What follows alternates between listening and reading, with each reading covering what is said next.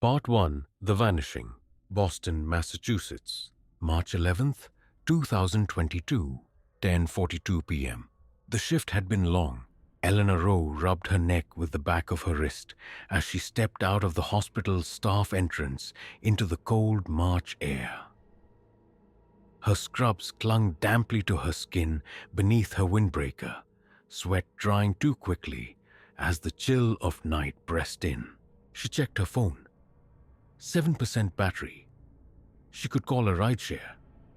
But she already knew what the wait would be like near the hospital district at this hour. Too long. Too expensive.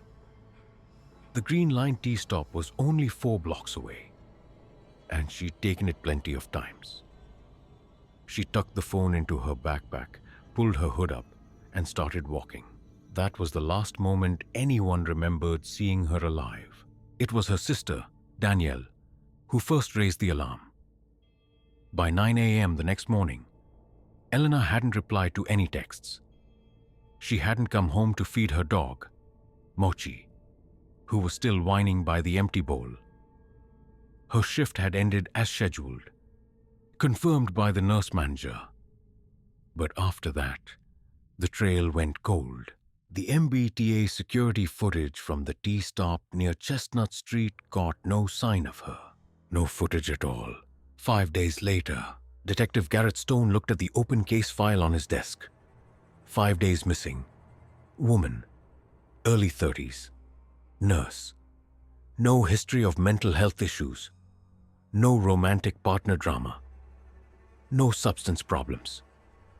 The kind of case that goes nowhere because there's no reason for it to go anywhere. People didn't vanish for no reason. But in Stone's experience, reasons didn't always come with evidence. He exhaled slowly and rubbed his temple. He'd seen it before. A pretty young woman slips through the cracks. A week goes by, and then her name fades from the front page. Unless someone found a body. Garrett had been around long enough to know the public's attention span was brutally short. Maya Flint, field notebook entry, March 17th, 2022, Elena Rowe, 32nd nurse. Disappeared after leaving work on Friday night. I want to know why no one's talking about this. Just filed my 3rd Freedom of Information request for MBTA camera logs. They're saying she might have used a different exit, but that's BS. There's a black spot in the footage from 10:50 to 11:30. That's the exact window when she would have walked by. Did they lose it, or is it missing? She's not the first woman to vanish in this area in the last 6 months. But no one's made the connection yet. 3 weeks earlier, the man who would later become the center of the manhunt was watching. He saw Eleanor walk that path before. Once, when it was still light out. Once, when she was laughing into her phone. And then again, on that Friday, when she looked tired. She always walked like she was trying not to take up space. He liked that. She was the type who went unseen. He had seen her. He didn't follow her home. Not yet. That would come later. He followed her rhythm instead. The days she worked, the time she left, how she took the tea, how long her commute was, what kind of shoes she wore, and whether she'd hear him behind her if he stepped at the same pace. He'd already prepared the space. He didn't call it a dungeon. That was theatrical. This was a room. Clean. Quiet. She would rest there. Be safe. No more long shifts. No more patients vomiting on her shoes. No more cold stares from ER staff who thought they were gods. He was doing her a favor, but she didn't understand that. Not yet. She cried when he put the bag over her head. Eleanor, day 1. Her mouth was dry. Her wrists were numb. She couldn't remember how long she'd been unconscious. or if she had even been fully out. The sedative he used left her dizzy and retching. The floor beneath her had no corners, soft carpet. There were no windows, no lights she could turn on or off herself. Just the dim overhead glow, humming faintly, as though behind a filter there was food. A tray had been left through a hatch in the wall. Warm, like microwaved rice and steamed vegetables. Her stomach ached at the sight, but she forced herself to eat. She didn't know when she'd get another chance. A speaker on the ceiling crackled. "You're safe now, Elena," the voice said. Calm, measured. "I'm here to help you rest." She didn't answer. "Don't fight this. You don't have to be anything here. Just be." She stood and backed into the far corner. There were no sharp edges anywhere. Even the corners of the room were padded. She screamed. For herself, for her sister, for God. Until her throat gave out. The lights dimmed in response. Not off, just dim, as if to signal bedtime. Maya Flint. The story wasn't sexy enough for the local papers. Not yet. A missing woman? Happens every day. No signs of violence? Nothing to latch on to. Maya had tried pitching it to her editor, but it had been shelved in favor of a breaking development in the city's housing fraud scandal, so she started digging herself. MBTA wouldn't release the raw footage, but an anonymous source on Reddit linked her to a former MBTA contractor who ran diagnostics on camera data logs. Maya drove to Dorchester to meet him in a dive bar where the jukebox didn't work, and everyone looked like they'd been there since the 80s. 10 cameras blinked off for 38 minutes, the man told her, sipping warm beer. All networked, all in that block radius. Never happens like that, unless it's inside the node. In English, someone disabled them from the inside. Maya sat back. What kind of person could do that? The man shrugged. Maintenance crew, IT contractor, or someone who used to be both. Back in her apartment that night, Maya couldn't sleep. Elena Rowe hadn't vanished randomly. Someone had chosen her, and this wasn't the first time. She was sure of it. She pulled up her digital notes and started a new file. Project File. The Quiet Hours. Boston, Massachusetts. March 20th, 2022. Detective Garrett Stone had lived long enough with ghosts to know their names. Sometimes they showed up in the mirror, sometimes in newspaper clippings. Mostly, they visited at night, in dreams that weren't quite dreams, like the ones he'd been having for years now. He flipped through the missing persons file again. Elena Rowe, 5 feet 6 inches, brown hair, tired eyes in her hospital badge photo. No known enemies, no history of running away, no sign of foul play. And yet she was gone, just like Naomi Leach 3 years ago, just like Grace Talbot 15 months ago, just like Melanie Keane 8 months back. Different neighborhoods, different jobs, all women, all in their 20s or 30s, all disappeared without witnesses, without signs of struggle, and without returning. He pulled their case files from cold storage, 4 cases, 4 timelines, spread too far apart to raise flags. But something about the absence in each one. It wasn't randomness, it was orchestration. Maya Flint. Interview recording, March 21st, 2022. Confidential source. "You don't understand," the woman said. "I reported it. I went to the cops. No one believed me. And you say this happened in 2017? I was gone for 32 days. I don't know where he took me. I woke up in a room. No windows. He made me dress differently. eat on a schedule. He talked through a speaker, said he was saving me from the outside world. What was his name? He never gave one. But he always spoke like he knew me, like he'd been watching me. He knew my favorite food, my ex's name, what I majored in at college. Why didn't you go public? Because the cops told me I was making it up, that I'd probably run off on drugs and just forgot things. I believe you. Then you're the first. Maya stopped the recording. The woman, now calling herself Raina, hadn't wanted her real name on record.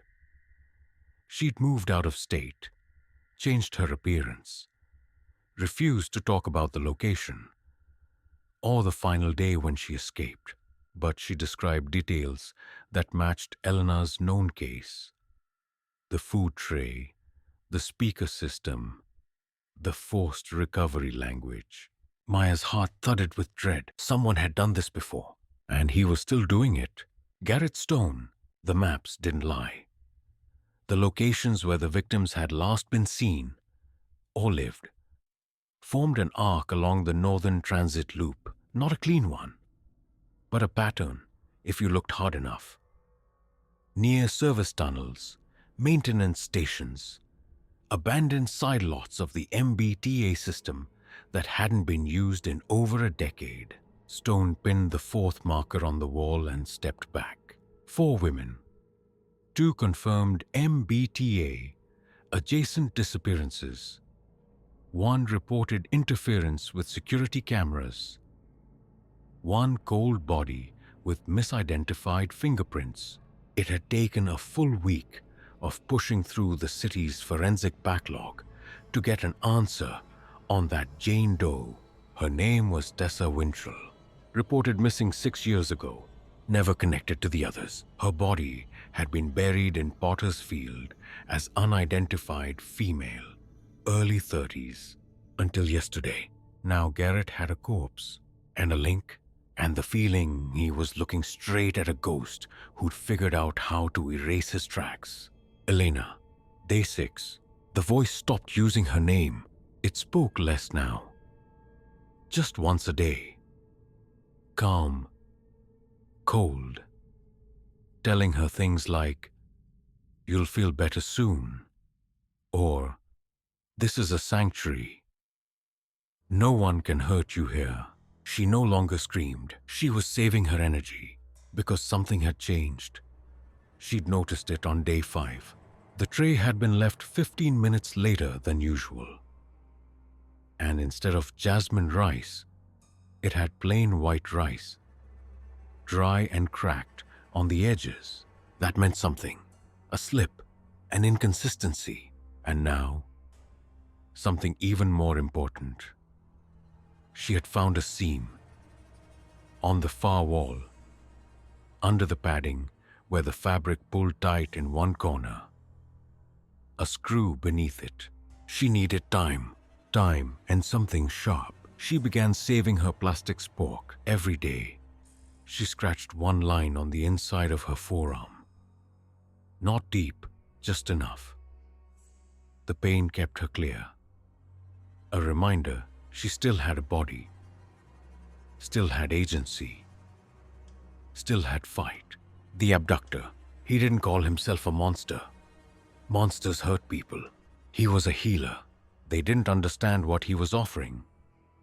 Peace, quiet, a world without pressure, a room with order, routine, no decisions, no failures. The world outside took too much from them. Here, they could breathe. He thought Elena would have adjusted by now. Kendall had, eventually. Raina too for a time. Before she turned violent.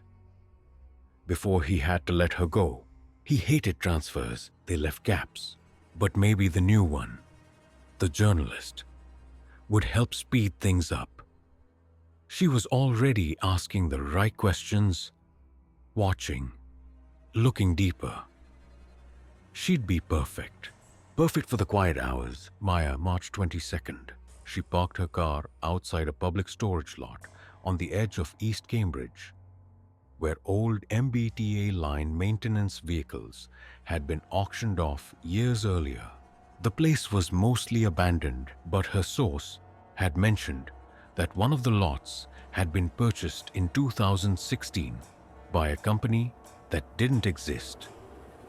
A shell name, Zeta Recovery Logistics, LLC. No web presence, no phone number, just one transaction, paid in cash. She got out of the car, took a long breath, and stepped toward the rusted gate. Inside, under years of dust and grime, was a row of underground service bays. One still had tire marks, recent, as if someone had moved a van in and out. She knelt and took a photo. Something wasn't right. The stillness, the way the air smelled, chemically clean, bleached, like something had been scrubbed. She didn't see the camera on the light pole swing toward her, didn't see the red LED flicker to life. He had rules. That was the first thing he learned from the early mistakes. Rules kept the world quiet. Rules protected the girls. Rules protected him. Rule 1. Never take two from the same neighborhood. Rule 2. Never take anyone with a boyfriend or husband. Rule 3. Never keep them longer than 90 days. Rule 4. Never let them see your face. Rule 5. If they scream, wait. If they fight, sedate. If they break, release. Quietly. His system worked. It wasn't about pain. He wasn't like the others. Not a sadist.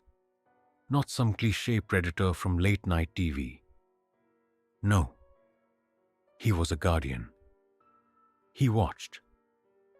He studied their lives.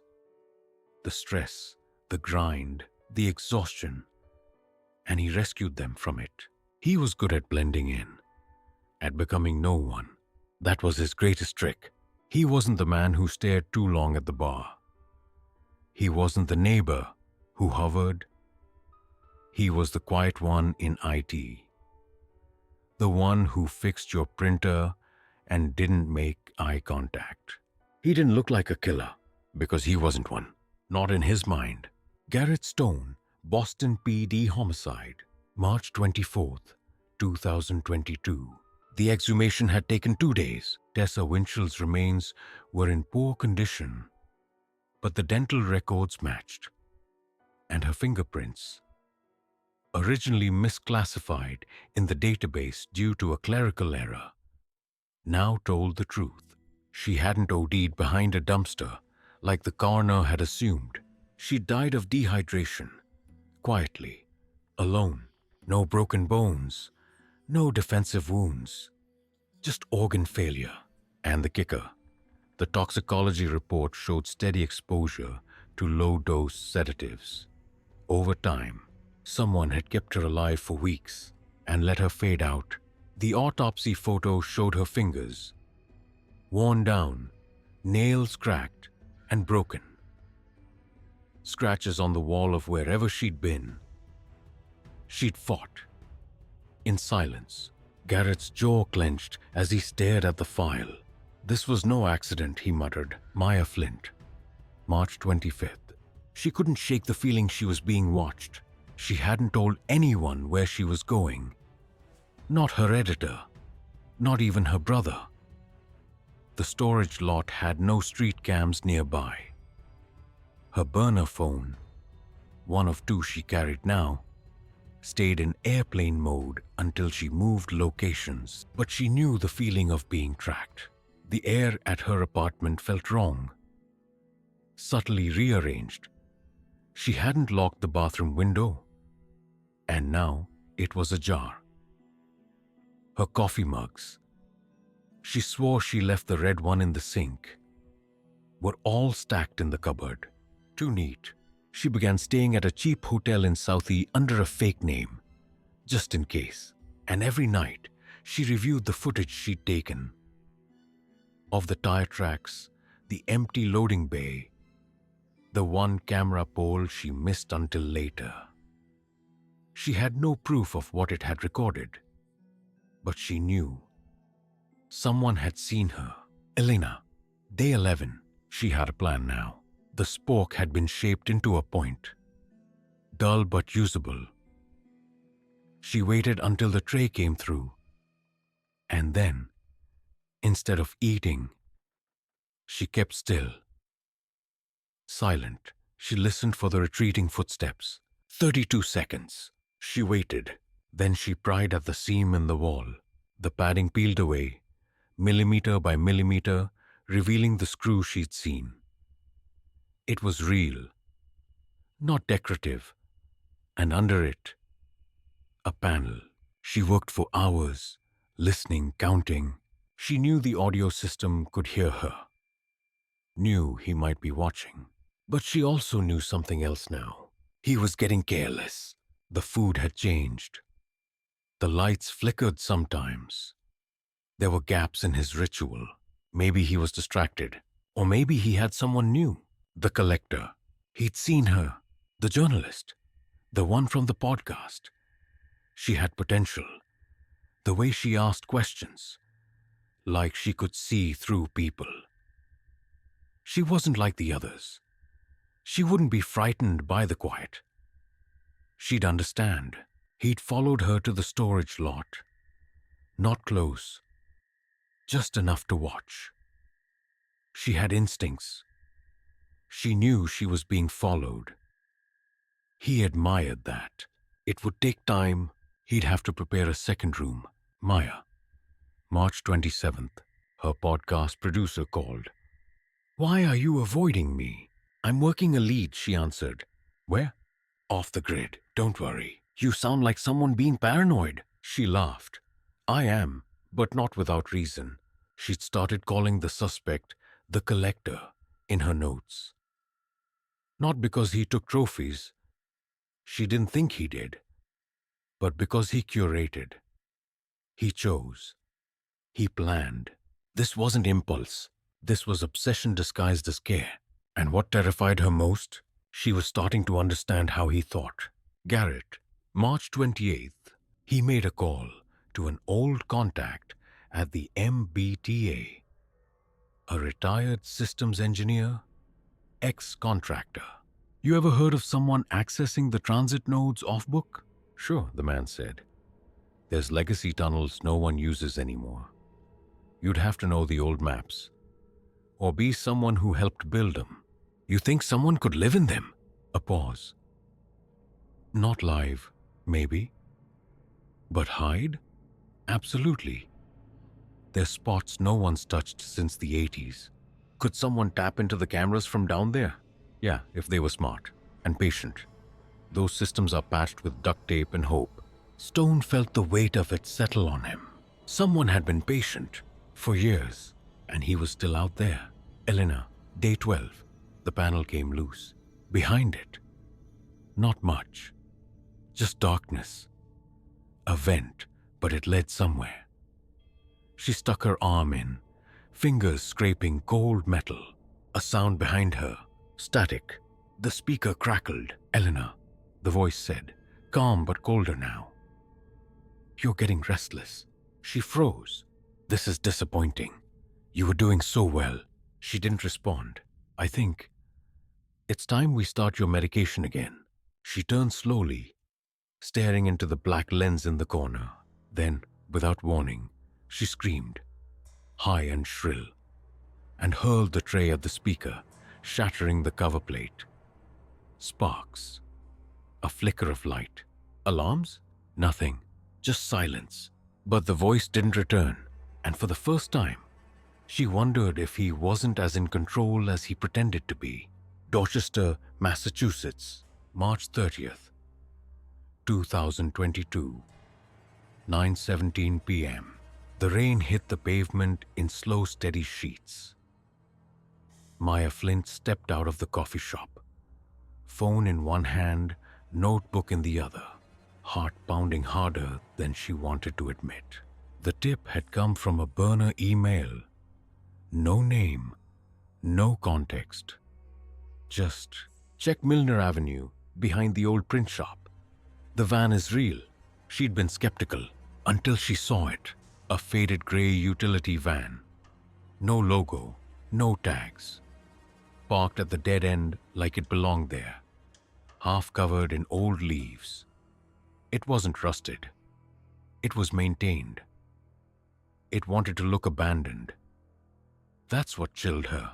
She approached slowly, rain soaking through her jacket. The windows were blacked out, but something inside shimmered. Plastic lining? A cage. She took 3 photos. Then she felt it, that skin-deep prickle, like breath on the back of her neck. She turned fast. No one there. She was alone. Or whoever was there was better at being invisible than she was at finding them. She got back in her car and drove. Fast. Garrett Stone, March 31st. The MBTA engineer came through with more than expected. Old schematics, dated 1986. Paper maps, scanned into crumbling PDFs. Some with handwritten notes in the margins. You see this? He pointed at a red circle near Kendall Square. That's a vent access chamber that was decommissioned after a collapse in '87. No public access now. But if someone had the right keys, they could slip in unnoticed. And come out where? Garrett asked. Nowhere public. Just service corridors, but they connect. To? The man grinned grimly. Almost anywhere underground. The collector. The second room had taken years to prepare. It had once been a bomb shelter. Or so he'd read in the old registry. Sealed behind 2 layers of concrete and a ventilation shaft long since disconnected from the grid. But he'd rebuilt it. Soundproof foam, air filters, reinforced door with magnetic seal. Where the first room was for adjustment, the second was for transition. If a subject made it to room 2, it meant they were progressing or resisting. Either way, they required escalation. The new girl, Maya, she was sharp, paranoid, curious. He admired that. He would offer her the same chance the others had received. But Maya, he suspected, would need room 2 from the start. Elena, day 14. 2 days without the voice. 2 days with no trays, no lights, no temperature changes. Just a deep humming silence. Was it punishment? Or had he left? The damage she'd done to the speaker still hung over her. Scorched plastic, burnt insulation. The smell had faded, but the scorch marks remained. She'd started pacing, counting, whispering songs she barely remembered. Then a noise, not the speaker, not the tray slot. It came from the ceiling, a soft metallic clunk, followed by the hiss of air moving. Forced ventilation. She backed away. The light flickered, then all the walls lit up. White flood LEDs that blinded her. A voice. New, not robotic, but real. Echoed from above. Elena, you've shown initiative. That's rare. Her knees buckled. We'll be moving you soon. Then silence again. But now, she knew something she hadn't before. She wasn't alone in this place. And whatever came next would be worse. Maya, April 1st. Podcast draft notes. He doesn't take risks. That's what makes him dangerous. He's not the guy who lashes out in a moment. He's the one who waits until you stop watching. Until you feel safe. I think he's choosing women with routines. Women without anchors. Not loners, but women who are overlooked. Nurses on night shifts. Teachers without families. Women who seem visible but are in practice invisible. He wants silence, not chaos. He doesn't torture. He doesn't leave messages because he thinks he's helping. The quiet hours.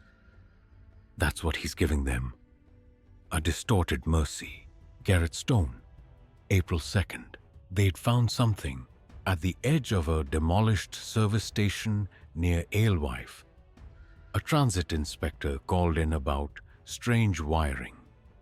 New cable routed into an abandoned duct, recently disturbed. Inside, a small surveillance relay. Self-powered, custom-built, still warm. And attached, a list, not names, just images. Low-res surveillance captures from subway platforms, bus stops, apartment stoops. Women, all time-stamped, all in the same pattern. 2 of them were already missing. A third, Maya Flint. Maya. April 2nd, 11:52 p.m. She couldn't sleep. The van. The tip. The camera that had definitely seen her. She packed her things. She was going to her brother's house upstate. Just for a few days. Regroup. File what she had. Turn it over to Stone. Maybe. She stepped into the hallway of the motel. Paused. Someone had scratched her door. A single line, shallow, curved, like a C. Her breath caught. She didn't wait. She got in the car, locked the doors, and drove. She never saw the second car, idling a block behind her, slip into gear, or the man inside, watching her tail lights fade, whisper to himself. Soon, April 3rd, 2022, 2:07 a.m. Somewhere beneath Cambridge, she couldn't move. Elena's wrists were bound now. Not roughly, but securely, like a hospital restraint. The lights in the new room didn't flicker. They buzzed, a constant low drone, like the inside of a machine. The walls here weren't padded. They were metal, white, cold, clean. There was a mirror, but no reflection. It was a one-way panel. She knew he was watching. The tray slot was gone. The toilet replaced by a fixed stainless steel basin in the corner. The mattress was now bolted to the floor. This was a prison, not a chamber. She counted the seconds between sounds. The hum, the hiss, the sudden click of vents. She tried to make time real again, but it bent in here. She whispered her name under her breath. Elena Méndez, Elena from Brookline. Because if she stopped saying it, she was afraid she'd forget it entirely. Garrett Stone, April 3rd, 10:23 a.m. The third image matched Maya. That was confirmed. But what mattered more were the other 5.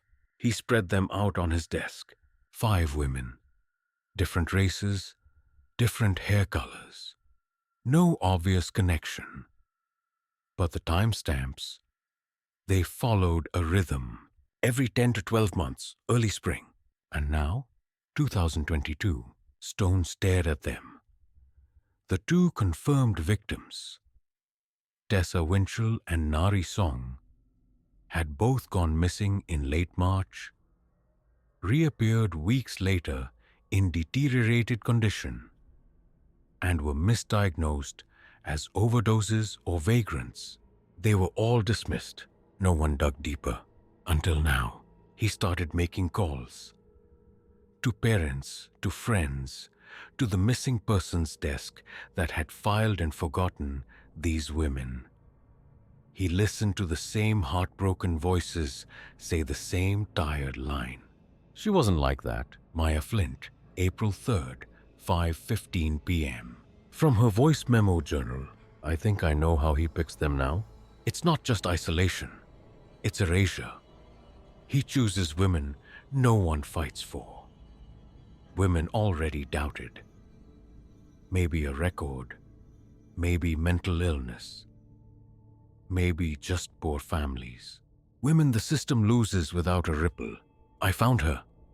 The first one, maybe. In a community blog from 2016. It didn't even make the news. Maria Jessup, age 27, teacher, lived alone, vanished April 1st, reappeared dead behind a shelter 2 months later. Cause of death: exposure. No autopsy filed. And guess what? Her apartment was 2 blocks from the MIT tunnel system, right above the decommissioned tech duct. He's been here longer than we thought. April 4th, the collector. He never thought he'd keep one for this long. Elena had challenged that. She wasn't fragile. She didn't break the way the others did. And for a while, he'd admired her persistence, her careful planning, the way she tried to weaponize a spoon, pry apart the wall. It had reminded him of her, of Katie. He allowed himself briefly to open the red folder. Inside, a faded photograph, 1994. A backyard, a girl in pigtails, drawing chalk on concrete. The only photo he had left. His sister, his first loss. That's what started the need. The project. Not vengeance. Not madness. Control. He couldn't save Katie.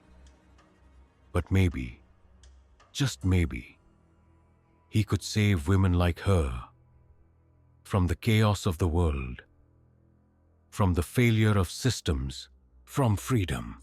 Maya, April 4th, 11:02 p.m. Upstate Massachusetts. Her brother Nate stared at her like she was unraveling. "You're sleeping with a crowbar," he said. "Smart women live longer," she replied. "Smart women also call the cops when they're being stalked." She didn't argue. She couldn't, because this wasn't just about protection anymore. It was about understanding, about finishing what no one else saw. She showed him the maps, the names, the routes. "He's not just hiding underground," she said. "He's living there, like a mole." Nate shook his head. "You need to let this go." "I can't," she whispered, "because I think I'm next." Garrett, April 5th. He traced the access key found near Alewife. It was municipal, yes, but handmade, a replica. Someone had reverse-engineered MBTA hardware. That meant engineering background, someone who had access in the past, or who once worked the tunnels. He pulled up every contractor terminated in the past 10 years, filtered for age, education, criminal record, military training. One name blinked red: Daniel M. Ferris, age 44. Former systems technician, MBTA, suspended in 2015 after unauthorized modifications to tunnel wiring. Address unknown. Family: deceased, parents. One sister, Katie Ferris, missing since 1994. Elena, day 16. She'd stopped hearing the voice. Now it was just the song. It played once an hour, piped in through unseen speakers. A lullaby. Tinny, like from an old music box. She hated it. But part of her feared the silence even more. Then something changed. A new sound. Footsteps, not overhead, not through a speaker. Real. Boots on metal. The door buzzed. Her pulse went berserk. She gripped the edges of the mattress, trying not to scream. The bolt clicked, and the door opened. Light poured in, and behind it, a silhouette.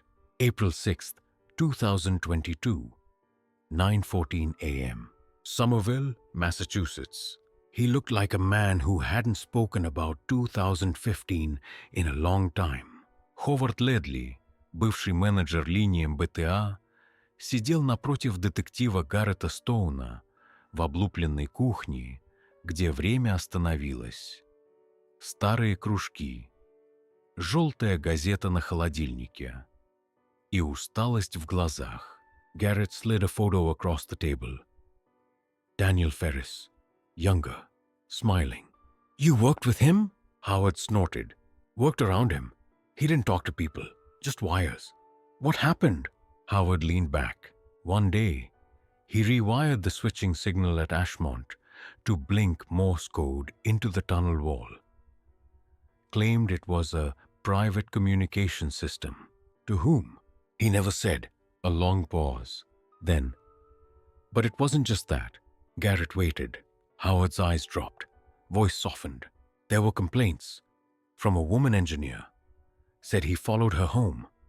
Left cassette tapes in her mailbox. He denied it. Said it was a misunderstanding. Name? He shook his head. She moved to Denver soon after.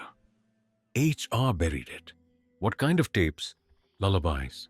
Maya, April 6th, 3:01 p.m. Upstate Massachusetts. She didn't know why she heard it now. Maybe it was the quiet, or the way the shadows played under the window. But as she packed her bag to leave, something clicked. The van, not just what she saw, but what she smelled. Plastic, bleach, drywall dust. It wasn't a transport van. It was an extension. A moving part of something larger. A piece of the system. She froze, picked up her phone, pulled up her GPS history. The van had been parked within 300 yards of 4 separate missing persons reports in the last 5 years. Same angle, same orientation, always pointed east. She opened a new folder on her laptop, labeled it. The pattern. Ferris van, disappearance geometry. She never noticed the blinking light under her desk. The one that meant her webcam was on. Elena, day 17. The man didn't speak when he entered. He wore no mask, but his face wasn't memorable. Bland, pale, as if designed to be forgotten. He held a folded towel and a paper cup, placed them carefully on the basin edge. Why now? She whispered. He didn't answer. He pressed a small button on the wall. Suddenly, a section of the panel retracted. Behind it, a mirror, a real one, and a pair of clean clothes. She stared at them, then at him. Are you letting me go? Still silence. She stood, knees shaking. He didn't stop her, but when she moved toward the door, he raised a finger, one small gesture. Not number, just wait. Then he left. The door closed, and she screamed into the silence until her voice broke. Garrett, April 7th. He pulled the records from the MBTA's long-retired employee housing archives. Daniel Ferris had lived in one of the gray row buildings south of the Green Line Yard. But what caught Garrett's eye was a maintenance report. From 1996, a leak in Unit 7C, handled by Ferris himself. Report signed with unusual note. Issue resolved via internal reroute. Tunnel use authorized for drainage. Tunnel use? He called Maya. Straight to voicemail. Called again. Nothing. He drove. Maya, April 7th, 11:42 p.m. Somewhere on Route 2. She didn't hear the second car behind her. Didn't notice the headlights dim. Didn't see the motion sensor hidden in the pine trees as she pulled into the cabin lot. She did feel something, though. An itch at the base of her spine. The feeling of being measured. Watched. She turned to grab her bag and froze. The van was there. In the tree line. Facing east. April 8th. Elena, she slept for the first time in what felt like years. And when she woke, there was music again. Only different. Not the lullaby. A voice. Software real, human. A woman's voice, whispering through the vent. Elena? Elena, if you can hear me, you're not alone. My name is Maya. Elena's chest collapsed inward. She crawled to the vent, choking on sobs. I'm going to get you out. Maya. Audio recording. April 8th. Device hidden lapel mic.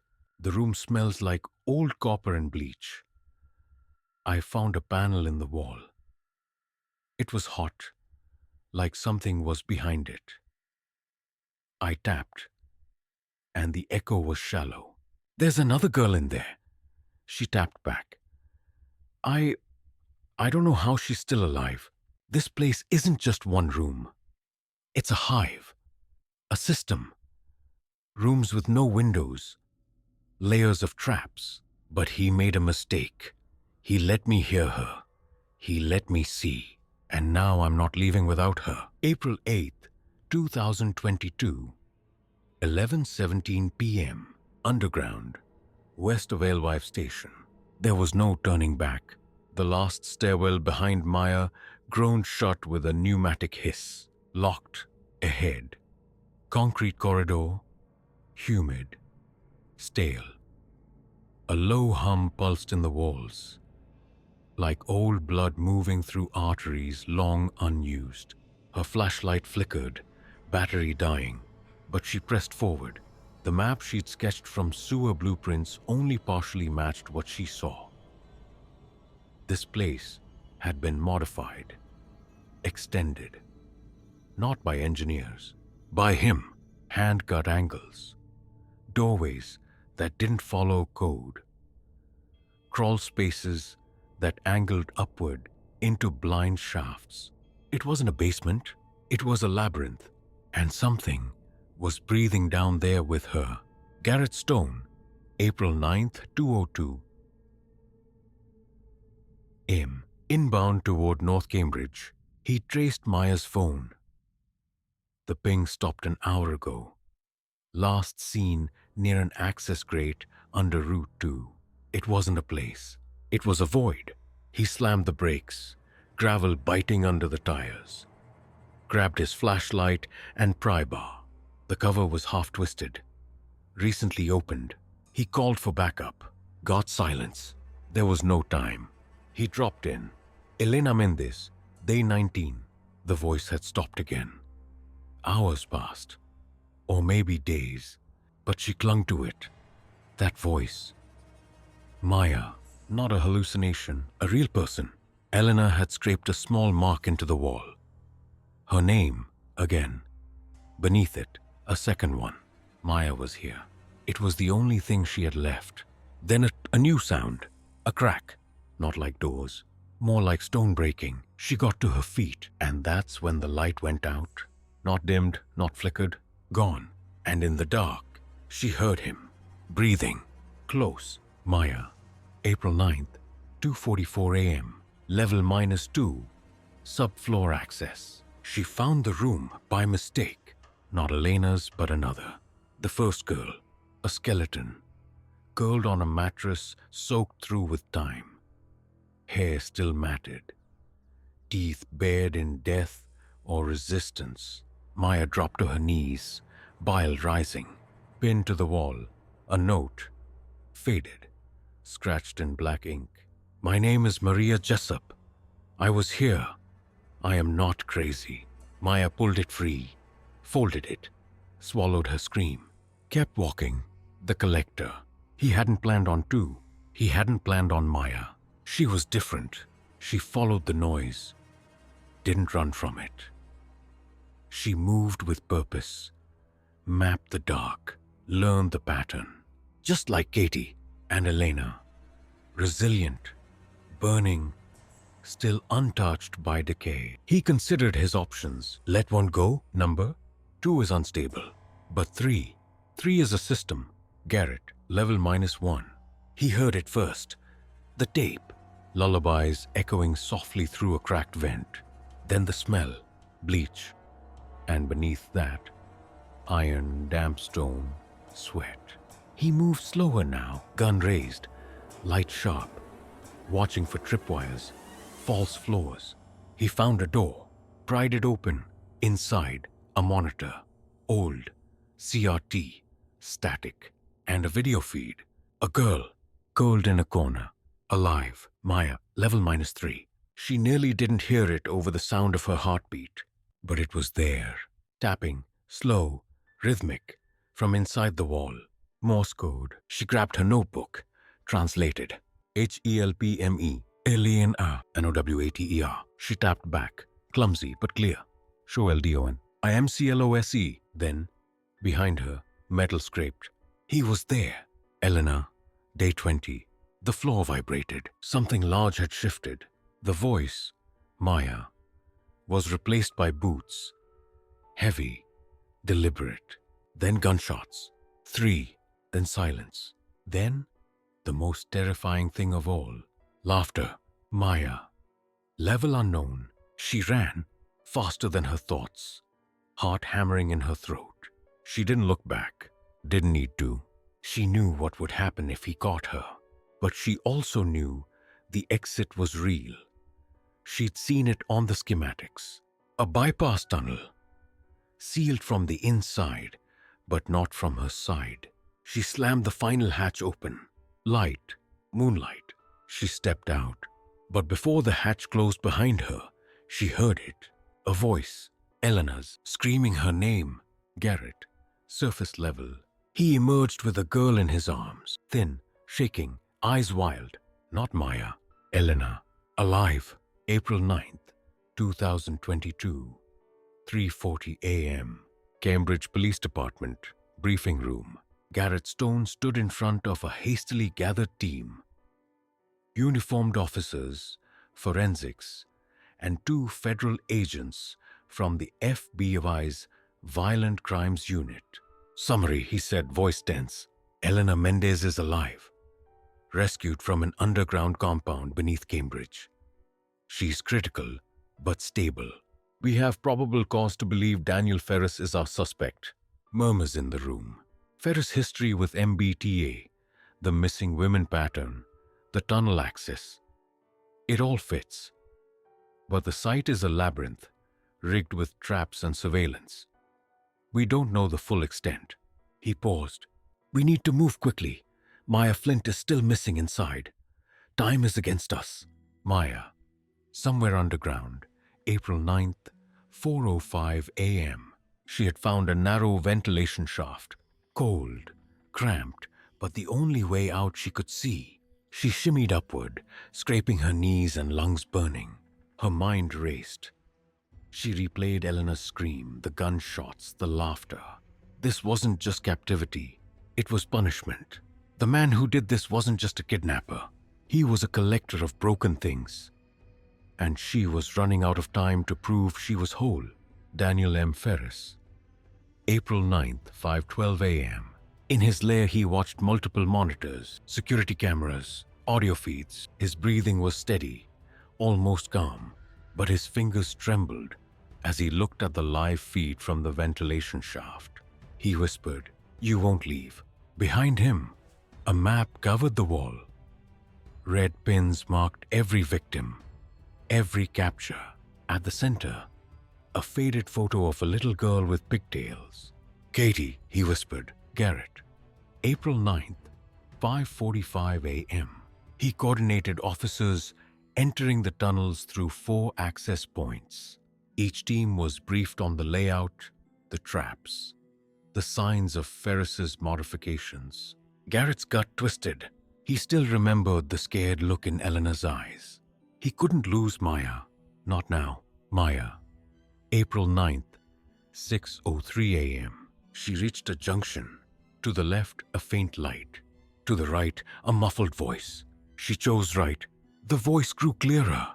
"Help me, please." Maya crawled faster. She rounded a corner. There was a girl, slumped, breathing shallow. Not Elena. A new victim. Garrett. April 9th, 6:25 a.m. The teams found another chamber. Inside, evidence of years. Clothes, notes, photographs. A journal with dates, names, and cryptic messages. Garrett read aloud. "The lost are never truly gone. I gather the broken to mend them. Control is salvation." He swallowed hard. "This man is more dangerous than we thought." Elena. Hospital room, April 9th, 7 a.m. The first rays of sunlight filtered through the blinds. Elena woke, disoriented. Garrett was there. She whispered, "Maya?" He nodded. "We're coming for her." Tears streamed down her face. For the first time, hope. Maya, April 9th, 6:52 a.m. She supported the injured girl, whispering encouragement. Footsteps echoed. They hid behind crates. Ferris appeared, searching. Their eyes met. Fear, determination, and the final stand. April 9th, 2022, 7:15 a.m. Underground labyrinth, Level -4. Maya's breath came in ragged gasps. The injured girl, barely conscious, lay against cold concrete. Ferris loomed near the entrance, eyes wild, trembling fingers clutching a rusted crowbar.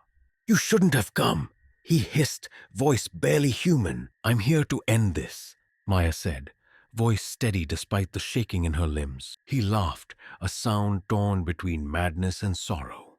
"You don't understand. I'm saving them, fixing them. My daughters." Maya's heart faltered. "Your daughters?" He nodded. "Katie, Elena, and the others. I'm the only one who can save them from a broken world." The sound of footsteps echoed from the far corridor. Garrett's team was close. Garrett, April 9th, 7:20 a.m. The tunnel narrowed, forcing the team into a tight formation. Garrett's radio crackled. "Subject sighted. Approach with caution." He drew his weapon, eyes scanning. Ahead, shadows moved. He spotted Maya, frozen, facing Ferris. His heart thundered. The confrontation. Ferris stepped forward, crowbar raised. "Stay back." Maya's eyes locked with Garrett's. "Now," she whispered. Garrett surged forward, shouting, "Police! Drop the weapon." Ferris hesitated, confusion flashing in his eyes. Maya lunged.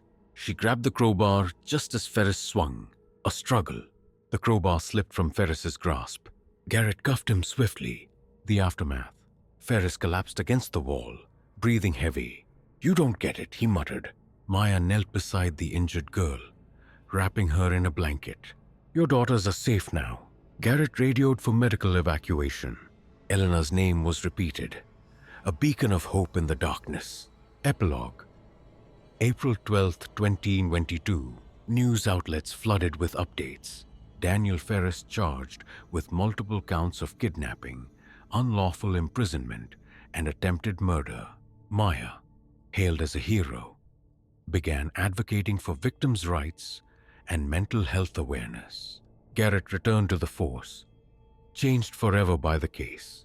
April 20th, 2022. Cambridge, Massachusetts. Spring had returned to the city, but something had shifted in its shadows. Maya Flint. The sunlight poured through the window of her modest apartment, where stacks of notebooks and a laptop hummed quietly. She sipped her coffee, eyes tired but alert. Her story, the story of Elena, Maria, Katie, and countless others, was no longer just a secret whispered in darkness. She was preparing her next public speech.